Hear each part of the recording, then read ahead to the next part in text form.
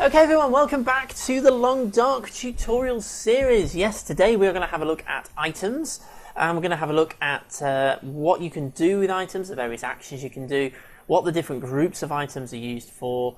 We're not going to go too in depth into each individual item, but just a general look at the item system, and also the various actions and things you can do with certain items and how it all works. So we're also going to have a look at item condition, and how that affects the item and what you can use it for and how it works.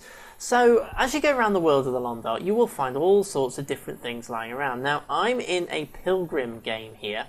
I did start off doing the tutorial series in Stalker, but for the clothing video I had to go and find some clothing, and the easiest way to do that was in Pilgrim, and I'm still in Pilgrim now. So there's lots and lots of items around. If you're playing in Stalker, you'll find less items lying about.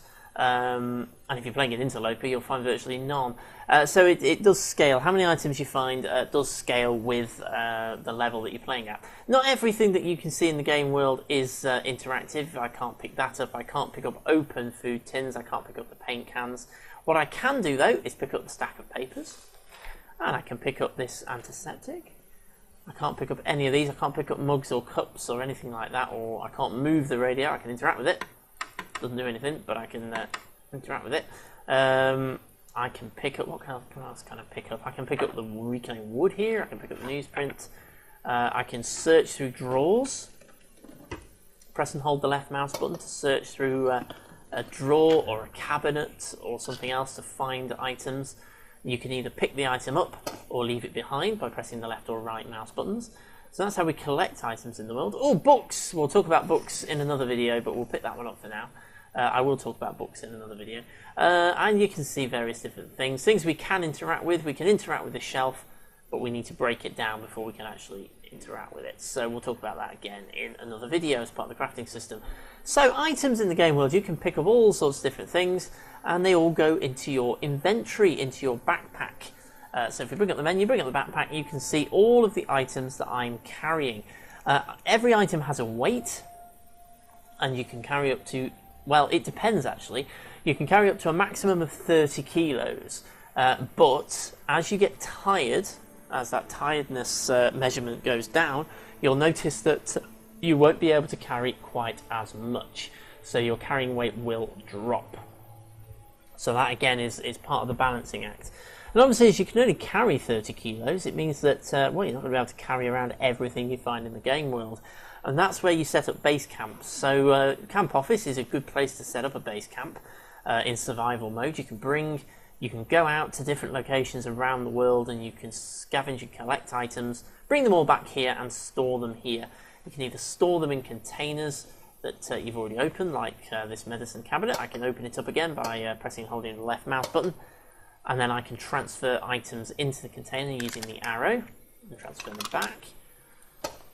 And you can do that with drawers, you can do that with cupboards, you can do that with all sorts of different storage areas. So you can store your items, and you can just drop them on the floor. If I bring up the system here, I've got my bedroll. I can drop my bedroll on the floor, and I can press the right mouse button, and I can move it around and press the left mouse button to place it. So I can sort through my items. So that's right mouse button to pick it up, left mouse button to put it down, or left mouse button just to pick it back up and put it back into your inventory again. So that's how you can pick up items and manipulate items, drop them, sort them and organize them in the game. It's all quite straightforward really. If you bring up the backpack, you can see the list of items.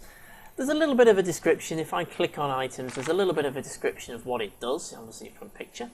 How many you've got. In certain cases you'll have quantities. You can see the quantity on top of the icon there, how many you've got or how much you've got if it's a volume of a liquid or something like that. That tends to go for things like firewood, medication, obviously things like antiseptics, liquids like lantern fuel, water, and things like that. Food items tend to be all separated because they're all subtly different but certain things are clumped together. And you can do all sorts of different things with items depending on what they are. Obviously with antibiotics, I've only got the options to either drop it on the floor, and you can drop any item from your inventory. If you do it from this menu and you click drop, it will literally just drop it on the floor where you're standing, and you'll end up with a big pile of stuff in a big heap if you drop lots of things there. With these antibiotics, I can take them. So if I have a medical affliction that requires antibiotics to cure it, I can take them. Obviously at the moment I don't have any, so it'll tell me that it didn't do anything, because I don't actually have any medical afflictions. And the same goes, I can apply antiseptic and things like that. Accelerant, I don't get any options in this menu because it's used in the fire starting menu, so I don't have an option to do anything with it. Bandages I can apply, antiseptic I can apply. Clothing actions, well, to wear and take off items of clothing you have to do that through the clothing menu that we looked at in the last video, but I have got other actions to do with the crafting options. Clothing items and raw material items, things like the stack of papers, the newspapers, the newsprint that you find in the world, they have various actions that you can do to them. So if we take this clothing out, they're all broadly similar. If we take clothing items, for example, we can go to actions, and it will give us two actions that we can do. We can either repair this clothing item, so it's at 45% condition at the moment. I'll talk about condition in a minute, but at the moment it's at 45% condition. I can try and repair that, and what that will do, it'll tell me what skill level I need in order to successfully repair the item, tell me how long it'll take, it'll tell me how much it's going to improve the condition, the repair amount. So that's going to improve it by 30%, which obviously will jump that up to 75%, which is much better. And it'll give me a chance of success, because like everything in the long dark, there is a chance that you won't succeed when you try to do it. So we've got a 70% chance of success, which means we have a 30% chance of failure. If we fail, we lose the raw materials. So we need these raw materials in order to make the repair. I can't do a repair because I don't have any cloth. It's red. I don't have any. So I can't do a repair until I get some cloth. But if we fail in our attempt to repair it, well, we lose the cloth. Also, in order to repair clothing, you need sewing kits, which again you'll find around the world, or fishing tackle, you can use that as well. So you need tools for certain types of actions. Where do we get that cloth from though? Well, there's several different places we can get it from. We can harvest it from the world, things like curtains, towels, things like that that are lying around in houses. We can harvest those into cloth. Or we can harvest broken old clothes that we don't want anymore by going to the harvest option. If we harvest it, it basically tells us how long it's going to take and what we're going to get from it. So if I were to harvest this hoodie, it would take me 45 minutes and I would get a piece of cloth. Now, I don't want to do that because that's the only hoodie I have, but if I had spare clothing that I wasn't using and wasn't going to use, or that was in really bad condition, I can harvest it, get cloth, and use that cloth to repair my other clothing. That's how that kind of repair system works. The other thing that you've got actions you can do with are things like certain raw materials. Newsprint roll, if I go into actions, I can harvest that, and that will yield tinder plugs. And tinder plugs are what you use to start fires with.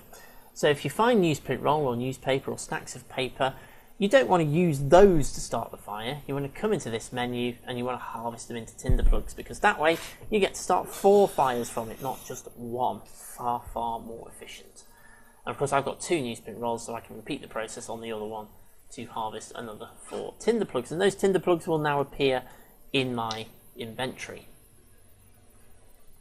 So that's some of the actions that you can do with various different things. You can also equip certain items, things like particularly light sources, weapons, anything that you can equip by pressing the 1 key, the 2 key, or any of the other action keys, you can also equip from the menu. The menu here in the backpack is broken down into different sections. So at the moment we're seeing everything that I have in my backpack, but I can be a little bit more specific. I can go into this menu, which is just showing me the fire starting materials. So that's things like books, which we can burn as fuel, firewood, reclaimed wood, sticks if we had any, things like that for fuel, anything that we can use as tinder, so tinder plugs, newsprint roll and stacks of papers, anything we can use to light a fire such as matches, fire strikers, and the accelerant that we can use to help get the fire going. So that shows all the fire starting stuff. This shows all the first aid stuff. So we've got penicillin, antibiotics, we've got painkillers, we've got water purification tablets. So when we're making water, which I will talk about in another video, we can use this rather than boiling it to purify it. We've got bandages for if we're bleeding, antiseptic as well for if we have a wound. So they're the various first aid items.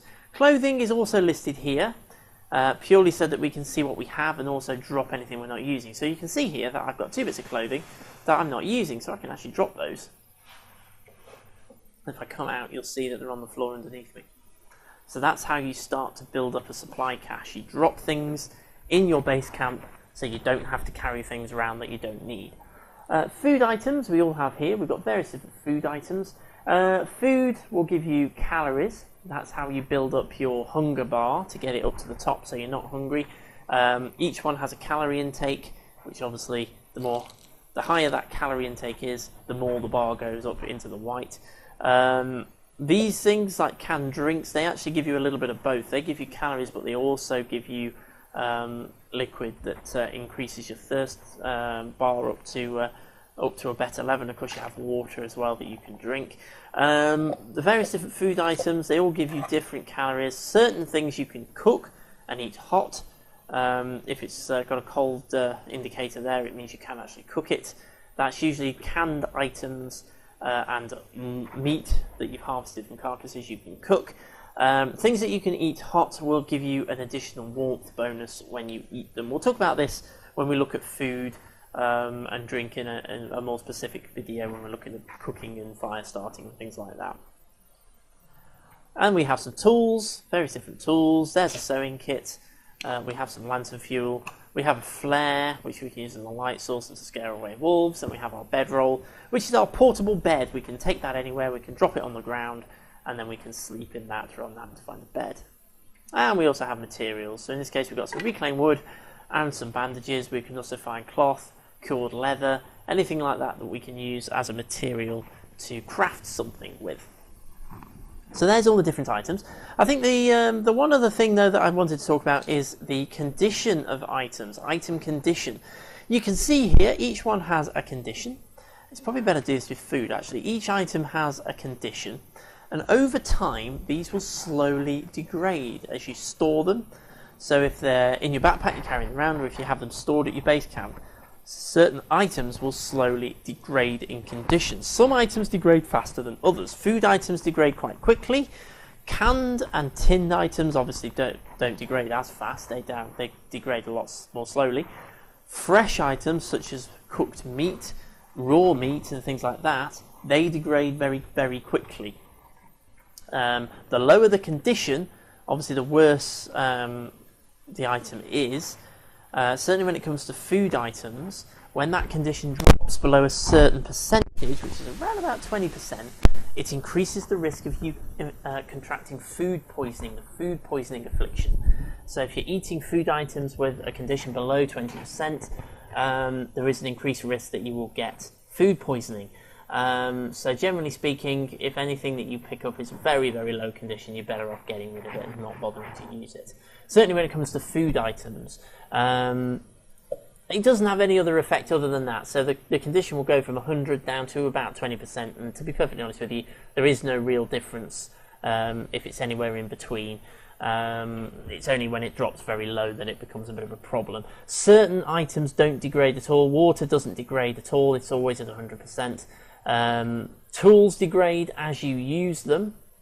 So things like if we had a hatchet or a knife, they only degrade as you actually use them, but they do degrade quite quickly when you're using them. So you have to remember to repair them every so often so that they don't fail. Because if they hit zero and they go ruined, that's it. You cannot fix it. So certain tools and things, as you use them, you have to maintain them. You have to find the tools that you need to repair them. Clothing is another one where condition has a major effect. I did touch on this in the clothing video.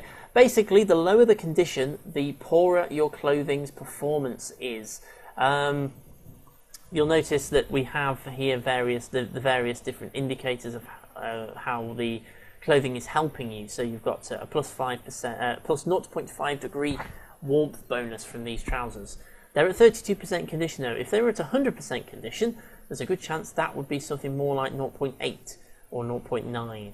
So as the condition of your clothing degrades, the warmth bonus, the protection bonus, and the water protection bonus all drop. So it's important to keep your clothing in good condition so that it's performing as well as it can do and giving you the proper bonuses that you're expecting to have. So condition does have an effect on items, and every item in the game will slowly, well, not every item, but most items in the game will slowly degrade over time if you have them stored. If you have them stored in a container, such as a drawer or a cupboard or a box, they degrade more slowly than if you just put them on the floor. That's something to bear in mind. And obviously anything that you're wearing or using degrades more quickly than if it was in storage. So that's how the condition system works. If an item's condition hits 0, it becomes ruined. So it'll either disappear from your inventory or disappear from the game world if you've got it stored on the ground somewhere, or it will become marked as ruined. And if it is marked as ruined, it basically means you can't use it. It's not going to work. So all you can do with it is harvest it for its raw materials or drop it on the floor and get rid of it. So you can't do very much to repair items. Some things you can repair. Tools you can repair as you use them. Things like storm lanterns, which is a major light source, you can repair those as they degrade. Your bedroll, you can repair it. Your clothing, you can repair it. But other things, it just comes with the territory. Firewood, books, they don't degrade over time. They're always at 100%. Matches, they will degrade if they get wet and things like that. Medication, that degrades when it's in storage, but it degrades fairly slowly, so it's not usually a problem. So that's how the item system in the game works. That's how you collect items. That's how you use items, what you can do with them, how you manipulate them, and the kind of actions and things that you can do with different items, and how the condition affects items as well. So I hope that was really useful for you, talking about items and how the condition works in the game. If you've got any questions, any queries, any comments, please do drop them in the comment section below. I always try my best to answer them. Hit that subscribe button, there'll be some more tutorials coming, and of course there will be another Long Dark playthrough when we get the December 2017 update. But until then, I shall say thank you very much as always for watching, and I shall see you again very, very soon.